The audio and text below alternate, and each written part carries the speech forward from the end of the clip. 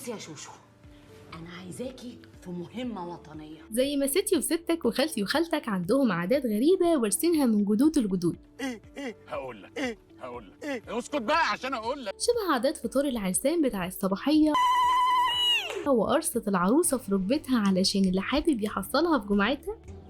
ما كفايه عاد خمساتك دي هتودينا في داهيه. وعادة منديل اللي بيسلموا العريس لأم عروسته واللي غالبا بيكون جواه فيه. العلبة دي قلنا فيها ايه؟ فيل. في مجموعة من العادات والتقاليد الغريبة لشعوب العالم، فلو عاوزين تعرفوا أغرب عادات وتقاليد الشعوب الغريبة تابع بعد الفاصل.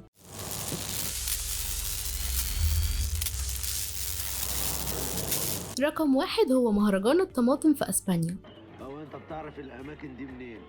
من على الانترنت. أكبر مدعكة طماطم في العالم، وبيحصل إن ناس كتير من كل بلاد العالم بيروحوا للمهرجان. يا راجل والكل يقلع هدومه بلبوس وينزل في بحر الطماطم يغوص، ويطلع مسبوق باللون الأحمر ملك ملوك الألوان، وكأنه مولد سدي العريان. مدد يا عريان مدد. وبيفضل الناس لمدة يوم كامل يضربوا بعض بالطماطم. نشاط اجتماعي. أما تاني عادة غريبة فهي عادة بوفيه القرود في تايلاند. استنى، ايه اللي الظرف ده؟ خلاص يا عم بفك الجو. في الوقت اللي معظم شعوب العالم بتعمل مهرجان للورود، لا احنا نستأذن احسن. قرر الشعب التايلاندي إنه يكون مختلف حبتين والنبي تشوفه بوضع مختلف ده وحياتك، ويحتفل بالقرود، وخصوصا القرود اللي سنها كبير وليها رؤوس حمراء. قرد ايده حمراء ونمشيها رؤوس حمراء. قرد ايده هي الحمراء يا عم، روح بقى، ما بقول لك ايه. وبيخرج معظم الشعب التايلاندي في يوم محدد عشان يحتفل بتكريم آلاف من قرود المكاج. يا ريت لو سمحتي شاي بلبن، او كلنا شاي بلبن عشان نضرب بتيفور مع بعض. عن طريق تجهيز عشاء كبير قوي للقرود وكأنهم ملوك زمانهم، ويعملوا لهم سندوتشات فخمة زي الزعماء. وبيضم المهرجان عروض للرقص بملابس القرود وأبراج من الفواكه والخضروات مخصصة للقرود بس.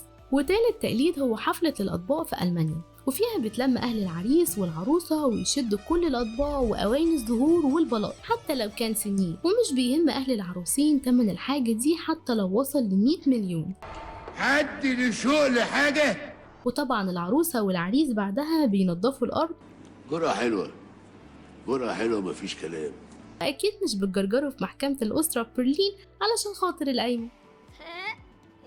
ورابع احتفال معانا هو احتفال حرب البرتقال في إيطاليا. ده كانت معجنه. ودي يعتبر نسخة كده من حرب الطماطم بس على برتقال.